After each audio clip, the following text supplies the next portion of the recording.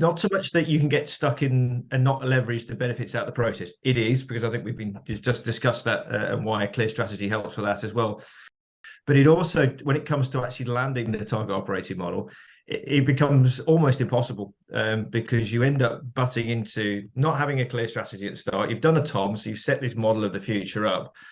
But people have, there's in a large organization, there tends to be you can get a tendency towards fiefdoms. So people want responsibility for certain areas and things are done in a certain way.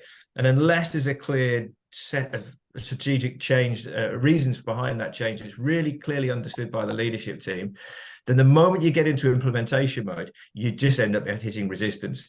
And the example we've been seeing is that just ends up in a sort of a continual state of review where it can't escape into implementation because it's constantly being challenged by, well, that won't work, or that hasn't been properly thought through.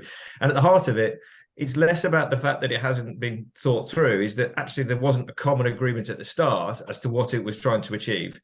And therefore, the moment that you get to implementation mode, you're back into effectively the first conversation, which is, what are we trying to do? How should we be structured? How should we be? What are our operational areas? What are the responsibilities?